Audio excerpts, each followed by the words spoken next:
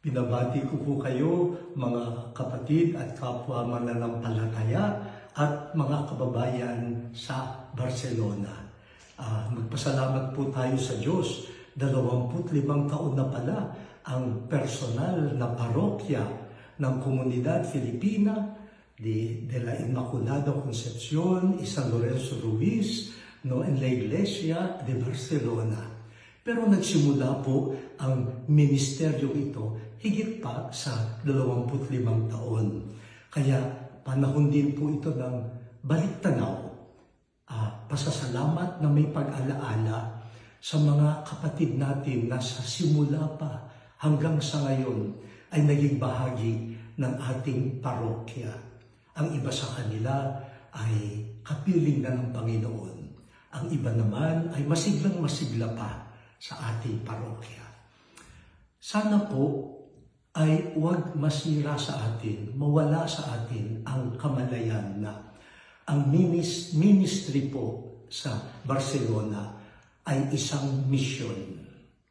Pero ang misyon na galing kay Jesus ay hindi magagawa ng isang tao lamang at hindi magagawa ng paisa-isang tao. Ang misyon ay bumubuo ng isang komunidad. At ang komunidad din ang magpapalaganap ng misyon. Pero ang komunidad ay binubuo ng iba-ibang tao, iba-ibang galing, iba-ibang ugali, pero bawat isa ay may bahagi. Kaya po, para sa misyon na ipakilala si Jesus, kailangan ng komunyon, pagbubuklod. At para may komunyon, kailangan may partisipasyon. Misyon, komunyon, partisipasyon. Yan po ang natanggap natin, yan po ang isabuhay natin, at yan din po ang ating ipasa. Sabi nga po ni Pope John Paul II sa mga big-ranting Filipino dito sa Italia noon, pumunta kayo dito sa Europa para maghanap ng trabaho. Pero ano ang inyong natagpuan? Misyon. At yan din po siguro ang mensahe sa atin sa Barcelona. No po.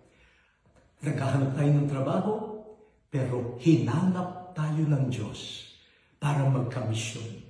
At magsama-sama, huwag magwawatak-watak, masisira ang misyon. Bawat isa may partisipasyon. Salamat sa Diyos, salamat sa mga dakilang tao na dumaan sa ating parokya. At salamat po sa inyo at sa hinaharap. God bless you po.